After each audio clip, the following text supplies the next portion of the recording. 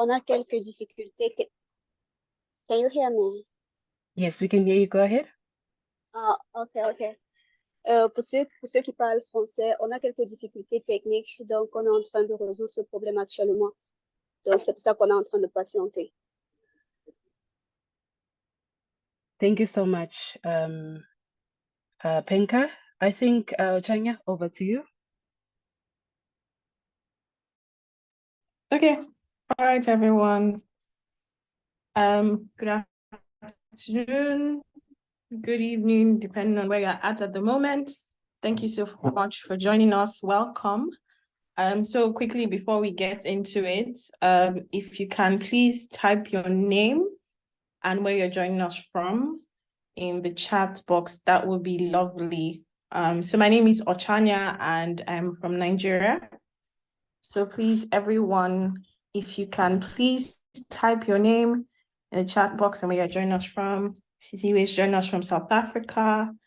I see a lot of South Africa, Rwanda, Zimbabwe. Thank you so much for joining us. Ghana, South Africa, Kenya. Okay, thank you so much for joining. Thank you, everyone.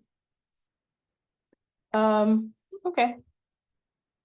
So I think we're just going to get right into it. Oh, someone is joining from Australia. There's someone from France. Let's see. Cameroon, Uganda, South Africa. Thank you so much for joining. Andile, if you could please share your screen. So I'm supposed to do a quick icebreaker before we get into the very serious stuff. Yes, thank you so much, Andile. So what I want, you can see a collage of pictures on the screen. If you could type in the chat box who these people are and what countries they're from. Who these people are in these pictures and what countries they are from. All of them you have, I'm looking for somebody who can list all, and you just might get a prize from Andile. Okay. I'm looking for someone who is going to list everything. Not just, someone who can recognize everyone. Yes, I see people listing some of the people on the pictures.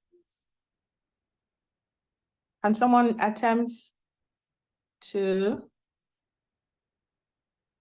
list everyone. That is.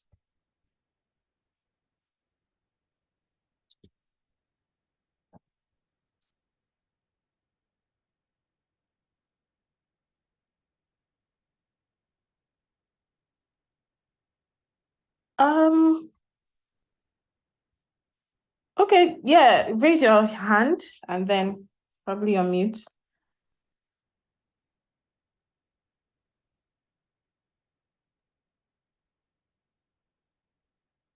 Yeah, raise your hand and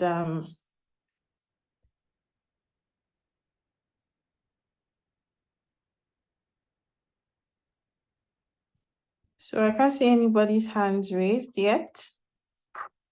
So I'm guessing nobody has all the answers.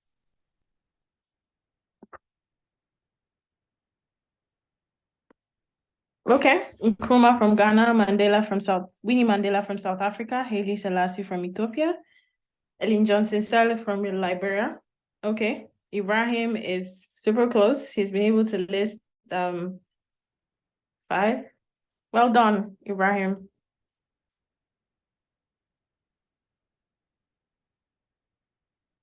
Okay, I think a couple more minutes before I go ahead to just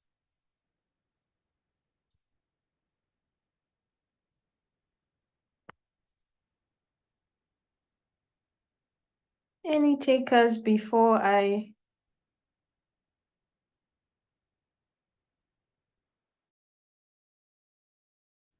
Anybody else want to attempt? Before I go ahead to mention everyone. Theodora says, in summary, prominent people. Yes, prominent people, but what are their names?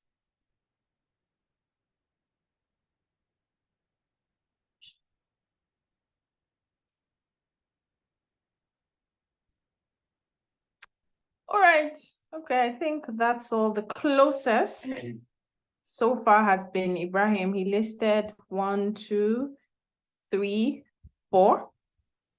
So that's the closest. So I'm just going to go ahead and mention everyone that is in this picture collage. We have Haile Selassie from Ethiopia, Winnie Mandela from South Africa, Ellen Johnson Sirleaf, the first female Liberian president from Liberia, Kwame Nkrumah from Ghana.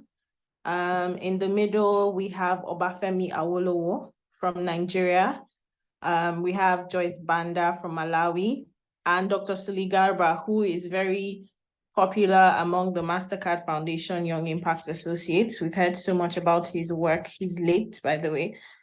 We've heard so much about his work in the field of evaluation and bringing young people into the field of evaluation and Made in Africa evaluation. Thank you all so much for participating. And I'm going to hand over to Andile from here. Yeah, I'm going to hand over to Andile. Thank you so much, Achanya, for that very nice icebreaker. I'm gonna hand over the mic myself to Cecilia to give to sort of welcome us and tell us the purpose of this webinar. Cecilia, over to you. Thank you so much, Andile, for the opportunity to be part of this amazing event. Greetings, everyone. Thank you so much for joining us for this webinar. The purpose of this webinar is basically to launch the Africa Evidence Youth League Manifesto. This initiative, I think that the Youth League aims to nurture, empower, and amplify voices of emerging education evidence leaders across the continent. So this initiative is empowered by the Africa Evidence Network. So we are very thrilled and excited to see such a diverse group of professionals gathered here to see this launch. I hope you will take time to participate and contribute to the discussions that will be taking place during the webinar. And we are also going to have more discussions after this session, because there will be a recording for this session. If you have questions, you have inputs, and to share with us, you'll have that opportunity. And I think this is a great milestone for the Africa Evidence Network, which is a Pan-African community of more than 5,000 members, with the aim to work with others to contribute to reducing poverty and inequality by increasing the use of evidence in decision-making. So today, we are very excited to be where we are today, to have this manifesto launched by the Africa Evidence Youth League, and also sort of led by young people. So that is exciting for us as the network to have young people leading such initiatives. So it's really a bragging time for the AEN to say we are really, really excited to have you today for this session. So I think also just to share a bit, to say this initiative is more, as aligned to the goals of the AEN, because we want to make sure that we continue to foster connections and collaborations among these young and emerging leaders in the education space. And we want to make sure that we assist them and increase knowledge and understanding of EIDM as well in the space, and share capacities across evidence EIDM to make sure that they are supported as well. And also this initiative also will help us improve the enabling context by promoting EIDM in Africa as well. And most importantly, to advocate for the full voice and participation in national, regional, and global movements to increase evidence-informed decision-making. So this is one of the movements that young people are leading, and we're excited to have their full voice in the space of education interfacing with EIDM. So I hope you enjoy this webinar. and also have time to contribute on the chat as well and give us a bit of feedback in terms of how things are going. So thank you very much. Over to you, Andile.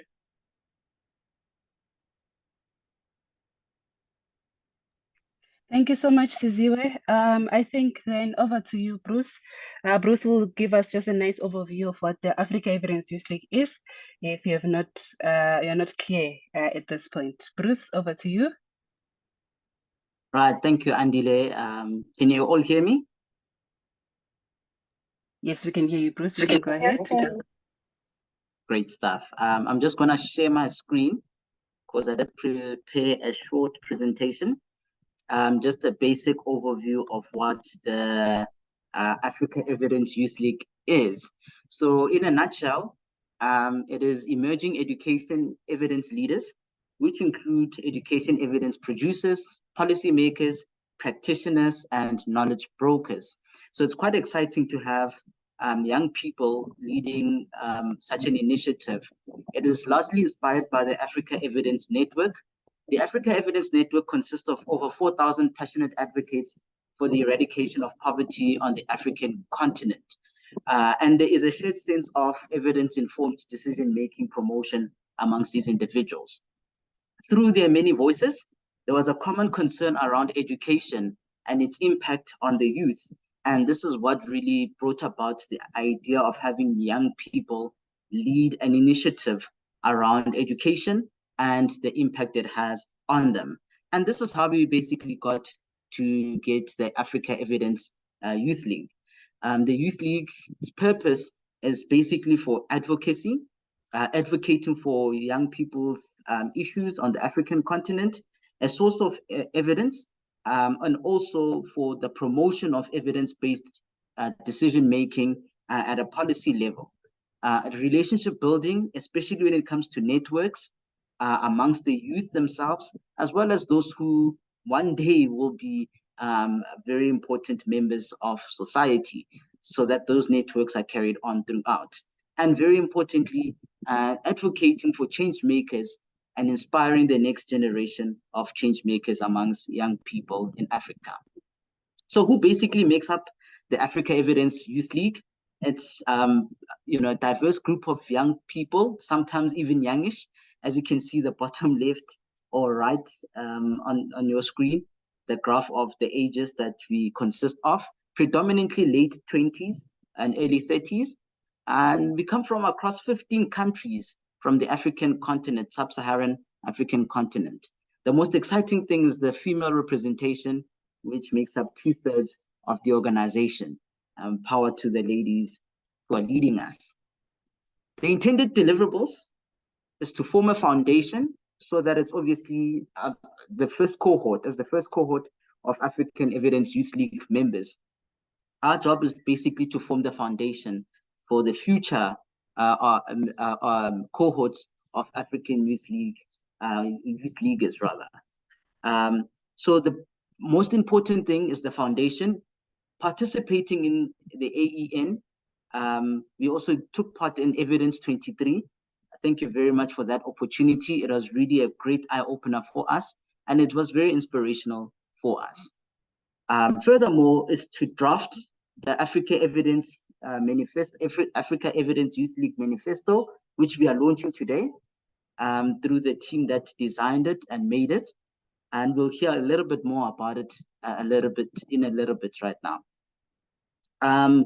The landscape report, which is a duty that something we're gonna release next year.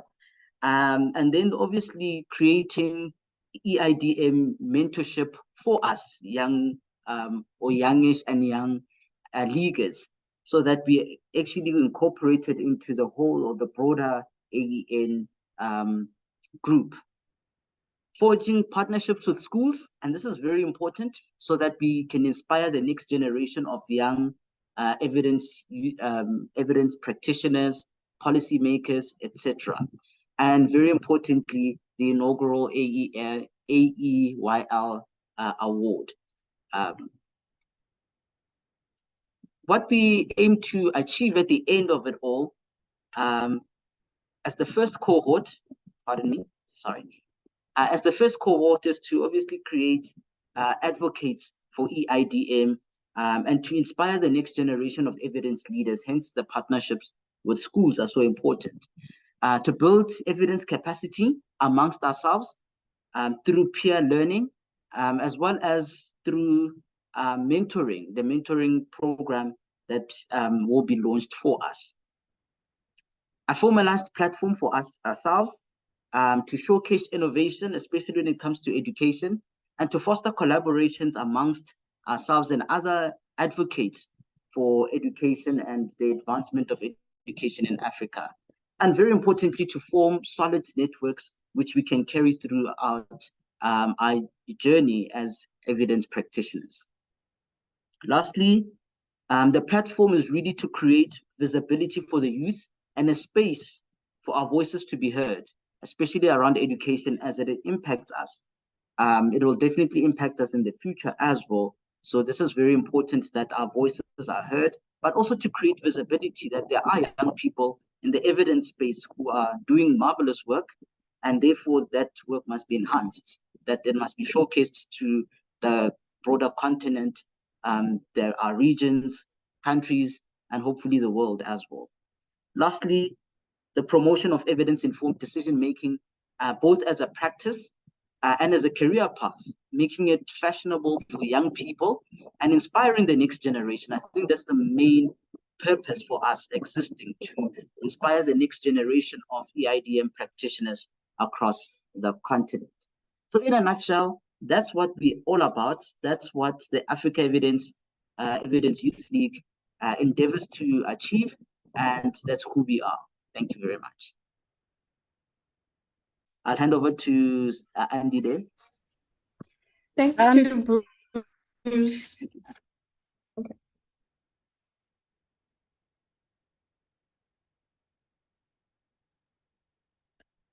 Thank you, Bruce, for sharing. That was really beautiful. Sharing what the AEYL is about and what we hope to do. So Andile is going to do a brief about the AEYL manifesto and why it was needed, about the AEYL and the manifesto and why it was needed and how it was developed. Thank you so much, Ochanya, but it's actually Teresa. So Teresa, over to you. Hello, everyone. Good afternoon, good evening. Just echoing from other colleagues. Let me just share my screen now.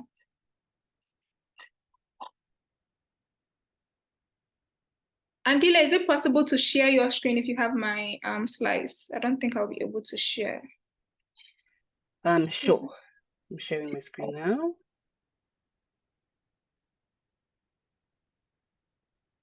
Okay, so I am Teresa Ayariga, and I am just here to tell you about how the manifesto was developed and also why it's very important for the African Evidence Youth League to have the manifesto. Next slide, please.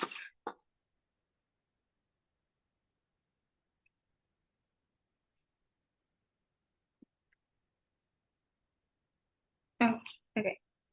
So in the process of developing the manifesto, we understand that from the middle of this year, the Evidence 2023 provided an opportunity for young people to participate and engage in the activities of evidence-informed decision-making. And following this, we had our first cohort of the Young Evidence Youth League meet, and then initial ideas were collected on this platform.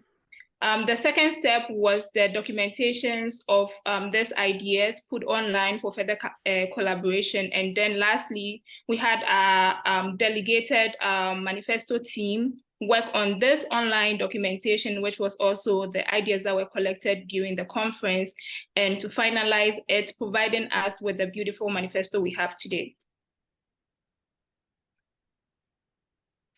So moving forward to our core values, our major core values is that we want the evidence-informed decision-making to be youth-driven. We want it to be provided around compassion, it should also enhance accountability, integrity, and collaboration.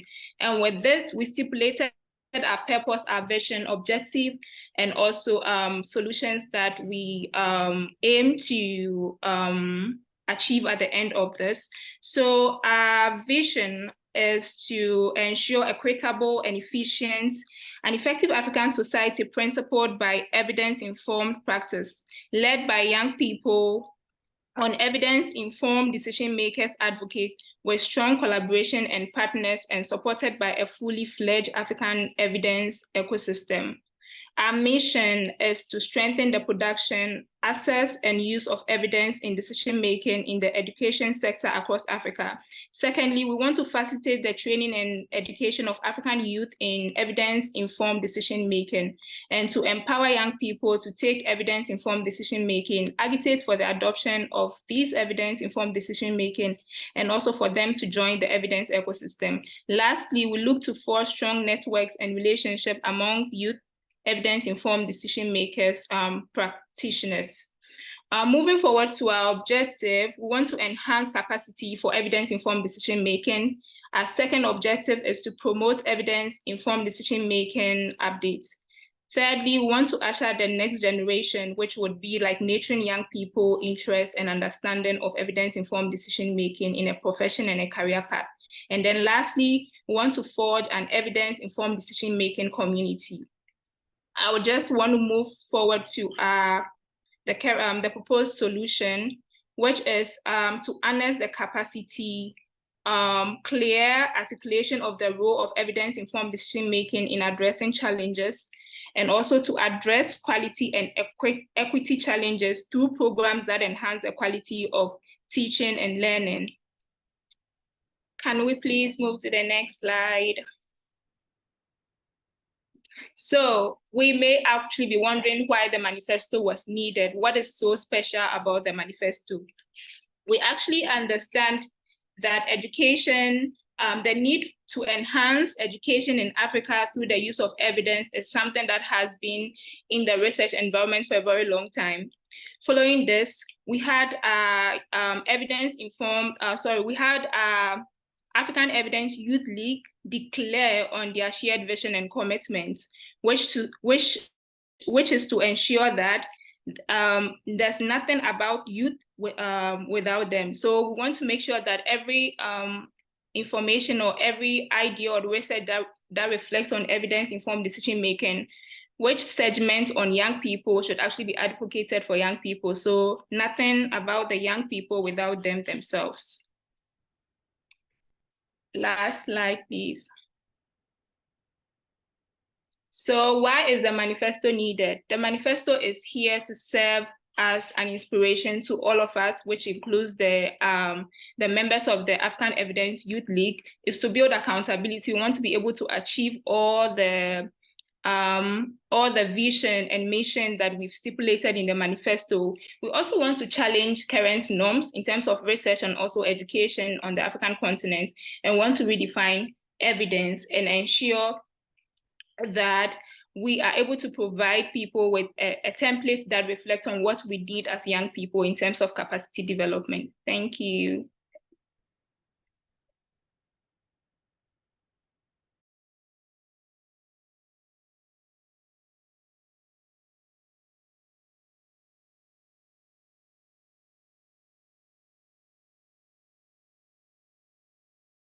Thank you so much for that overview, Teresa. So I think now that we've went through what the African Evidence Youth League is and why we had decided to have a manifesto and what that manifesto means to us, now I have the great pleasure of introducing the guest speaker for today.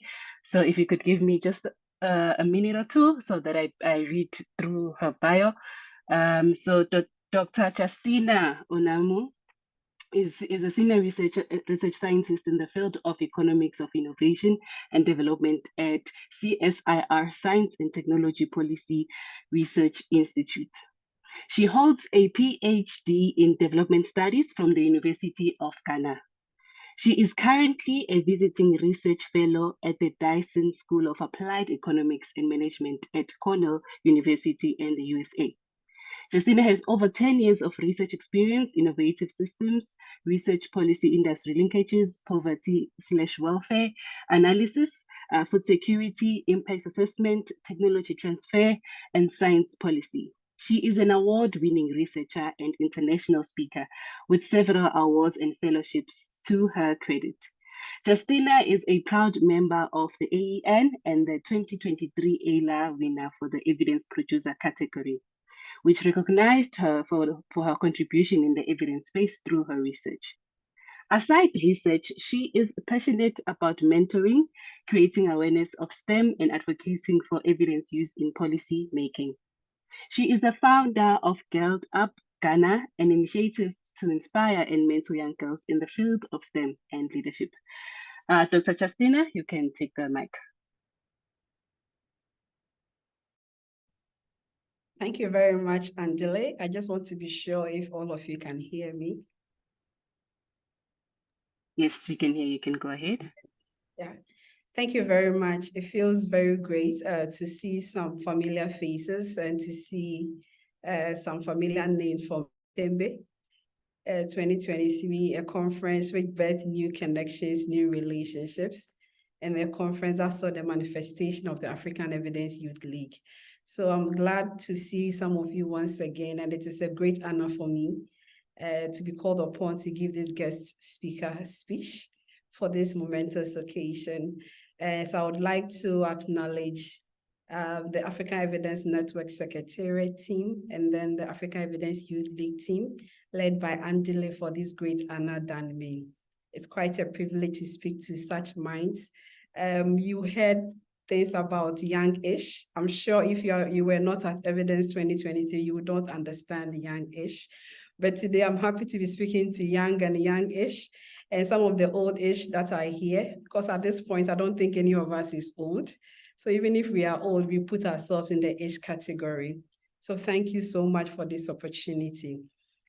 So amidst the chaos that sometimes we find our African continent experiencing in terms of leadership, in terms of political structures, in our economic transformation, occasions and initiatives like this actually bring some spare of hope to the future that we all foresee for the continent. And I'm really honored today to join you. I'll call it an occasion of manifestation, because today is not just about rhetoric, but putting forth the agenda of seeing transformation and educational system as a continent through the manifesto that has been laid down by the African Evidence Youth League. As the Youth League begins to tackle issues in education on the sector as a way of contributing to one important development indicator, which is human capital, let us ask ourselves, how can our voices as a Youth League and our individual members be heard? How can we make our voices heard in shaping educational policies for us and for others? Political leaders keep playing with policies regarding education, and this is the one thing that really affects our future as young people. Hence, for example, in Ghana, we have political leaders playing with the number of years that we should spend in the senior high school education.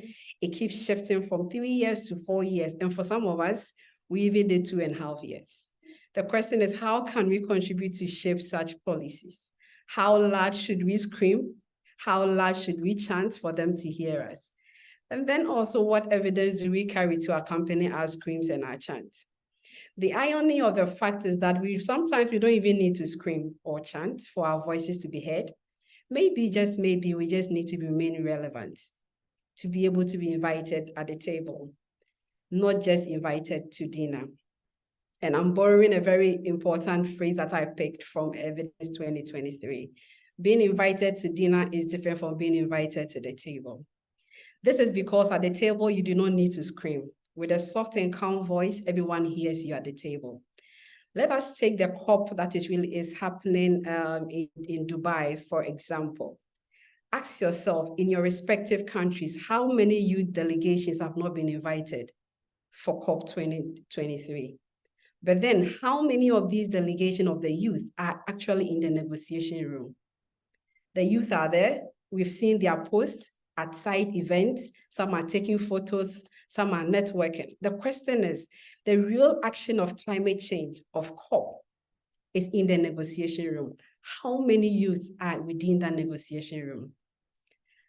And then also, we also want to ask ourselves that sometimes they call the youth, they represent them, and they give momentous speeches with thunderous applauses and claps.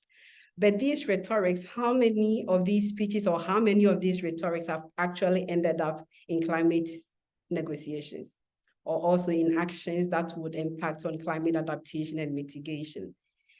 For a friend and a colleague, for instance, she is currently at COP. And you know why she's there? Because she earned her place at COP. How did she do that? She was able to defend herself, to make sure that she synthesized evidence for climate adaptation. And that is how come she is now in the negotiation room. So it's not just about being invited as a youth, as a representation. And I think that is the trap that we usually find ourselves in. We are usually there for representation. Oh yes, we had about 300 youth, we had about 600 youth on this platform. The question is, you had them there, but were they part of the decision-making processes? So some of us also, after attending some of these dinner events, we do not really have anything for to show. So the important question that we need to ask ourselves, once we are attending such invitations, what evidence do we have to show forth? How relevant have we made ourselves such that in subsequent invitations, we would get placed at the table?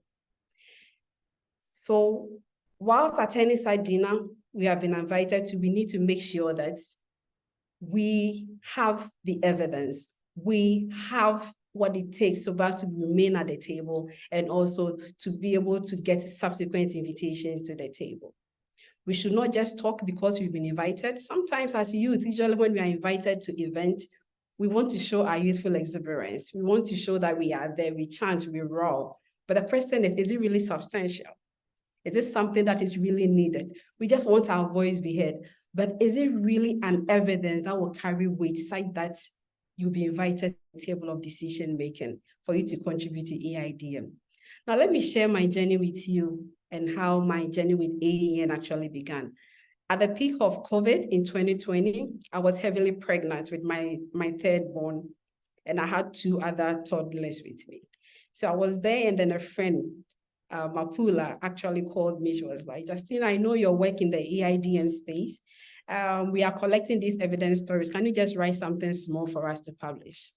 I took it as just a very mere gesture. I was like, okay, no problem, I can do it. After all, it's COVID and we are all at home. Then I wrote something for Mapula. Before I realized, I got an email from AEN. They wanted to expand it to make it like a blog article.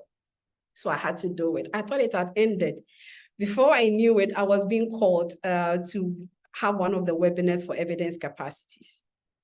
Then the next thing was for me to record a video for the evidence conference based on that same initiative. Why was I giving these various invitations at the dinner? It was because probably I had showed them some evidence that I was capable of doing something. So for us to be able to have a youth league that is really contributing to policy making, a youth league that is really contributing to these issues, we need to be relevant. We need to show evidence that we are there. And we don't need to just add to the numbers. We need to be there because we have a place to be at that table. So that was what a very soft request turned out to be what I am today. And now in 2023, I've been crowned as the evidence producer category ILA award winner. And from 2020, I can say that the inspiration that my career has taken has been phenomenal, and also related to some of these opportunities and how we've been able to prove ourselves here and then that we deserve the seat at that table. The success stories have been enormous. And this is the same way that AUIL can also achieve. Once you're able to prove yourself, once you're able to show that you are an important league, you continue to receive invitations at the table and not just at the dinner. So all I'm actually pointing out is, as a youth league, we need to go beyond the chant and screams and rhetorics, all as expression of our youthful exuberance. We need to stay on the path of remaining relevant and earning our spot at that table. It is going to take a lot of hard work, but we are more than able. It will take sacrifices. It will take internal capacity building. It will take a lot of strong networking skills. It will mean that we need to make a relevant contribution to policy debate. And sometimes we don't even need to wait to make contribution to those debates. We need to call for actions for those debates. It will also mean that we need to build our integrity by producing credible evidence in support of our chant and investing in collaborations. Now, let me highlight all this and let me reflect on it as I've mentioned. One, we need to focus on the agenda. It will be very, very tempting as an African Evidence Youth League that most people would want to associate with you. And as I said, people would like representation.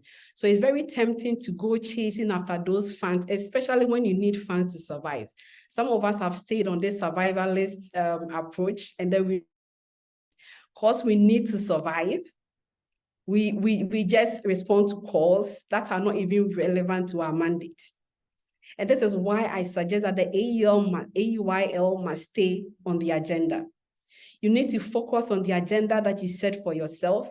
The connection that AUYL seeks to build should not only be centered on networking and gatherings, by coming together and brainstorming on pathways to contribute to EID for your voices to be heard. To guide this, I'm foreseeing an evidence league that will have thematic shares and teams to work on specific areas towards achievement of the goal. Because once you leave it very open and vacant, people will find room not to work. So for you to be able to get people to work, you need to have thematic chairs for them to lead the actions that you so seek to have. We may be swayed to chase funding because it is available, even funding that does not speak to our core mandate, as I've said earlier on, as a league for the sake of survival. But as a youth league grows and expands, organizations would like to associate, but they do so and then also speak to our mandates. Let us keep our eye on the ball. The second thing I would also like to leave it, we need to build internal capacities. There is nothing like enough capacity. We need to build that site that we can be able to have the passion. So we are moving beyond passion and energy. Sometimes we are so much passionate about certain things. At this point, we are all passionate. We want to contribute to educational policies. We are so much. I saw you at Evidence 2023. I saw the energy. I saw the passion. But the truth of the matter is it goes beyond passion and energy. It comes with capacity. So as youthful as we are, sometimes we want to chant, sometimes we want our voices to be heard. That's why I said initially that usually we speak, but the question is what we are speaking, is it really making sense? But sometimes whilst we chant, we don't get people attention. We get them to only hear us. And now listen, there's two different things. Somebody hearing you is different from somebody giving you attention. And for you to be able to gain attention from policymakers, you must speak to the hearts and minds of those people and not just the ears. And let me explain. When you speak to the hearts of people, that's where your passion actually comes to play. So your individual passions are trying to influence the EIDM space. That is where it will come in. To their mind is your intellectual capacity. You'll be able to change their minds because you've been able to build some capacity that gives you that credible evidence for you to speak to their minds to change. And now when you've been able to do that, you can get them to listen, to get your attention to you. So the chant and the screams and try to make our voices heard, we should not be tempted to say our voices being heard means we should scream. Our voices being heard, we should negotiate on things that probably we are not supposed to, just because we want our voices to be heard. Your voices being heard means you need to speak to the hearts and to the mind of these policymakers. Open up yourself to learning opportunities, and there's nothing like enough capacity, as I've said before. And then also you need to uphold the values of integrity and collaboration. In our quest to contribute to EIDM, let us see our activities as more collaborative than competitive. And this is very important because as youth, everybody wants to be seen.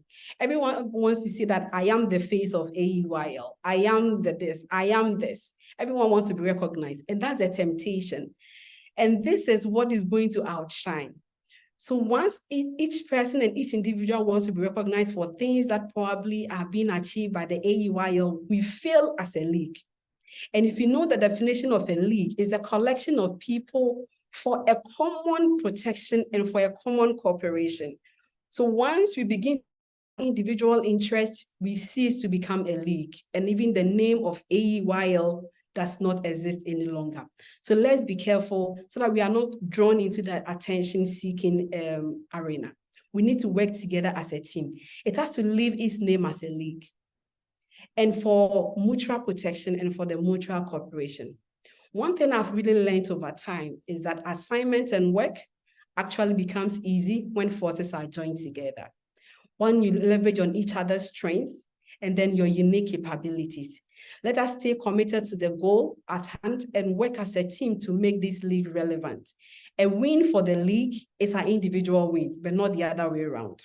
So you yourself winning as an individual is not a win for the league. But once the league wins, the individual members within the league are actually winners. And without integrity and accountability, we also cannot collaborate. And if we cannot collaborate, then we cease to be a league. And all the points in the manifesto that you have just read remain just rhetorics. Let us forge to build an evidence ecosystem where the Youth League is known for its integrity, a future where we will hold our leaders accountable and use evidence for their campaign manifestos. And I know that I mentioned this during Evidence 2023, and I meant this, that with the advancement and then with the establishment of this Youth League, I foresee a future where our politicians will be charged on manifesto. What we are asking is, what is the research evidence that is backing this manifesto? And that is something that I see the Youth League contributing to in the future. So in conclusion, this is a manifesto that is more than just words and chants and rhetoric. And there's a manifesto that is more than just appealing to jargons, but it's a manifestation as you have clearly outlined. But it will require work, it will require commitment from each one of you. Let us hold ourselves accountable to this manifesto and what the league stands for. Otherwise, we have no moral right whatsoever to actually demand accountability from our leaders in the education ecosystem for their manifesto promise. So if we cannot hold ourselves accountable to this manifesto that we are launching today, then know that you have no moral right to be able to seek accountability for manifesto promise from our political leaders. Let this manifesto be a guiding compass into shaping the future we want as an African and in our African educational system. Just like the processes leading to the establishment of the launch of AEYL, you emerged because you were given invitations to participate in various African Evidence Network platforms. And now you have gained a very important seat at this dinner table of the AEN, now taking a very central stage in transforming education through EN. It is in the same spirit you need to approach your collective effort as a league in transforming the African educational ecosystem. You have shown you are relevant. You have shown that you can contribute something to the table of the African Evidence Network.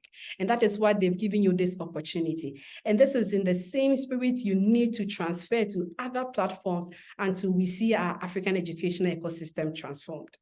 Focus on the agenda, build capacities, produce credible and timely evidence, work as a team, and lead with integrity. Develop skills needed to understand data and evidence. Be proactive about learning. You ask questions and be intentional about learning about the policy making and implementation processes. To the leaders of AEYL, you may experience a fallout of some, the dragging of feet, but know that you started for a reason. The goal that you have set for yourself, it will be daunting, but as leaders, you need to work hard. And my mom will always say, hard work never kills. So you need to work as hard as you can to lead this front. And to the members, you will need to invest in you capacity building opportunities. AEYL is going to invest these opportunities in you. It will offer you networking platforms. And what you need to do is also give back to AEYL by dedicating to it and by committing to it. And by all the thematic chairs that AEYL will stand for, you need to represent and you need to make your contributions. We all need to bring our unique expertise and skills whilst leveraging on a common goal that AEYL stands for. So just like the head wrap I have on my head, in my local language, it's called duku. And I know in many Southern African countries, it's called the same. this commonality does not really bring the beauty of the Duku.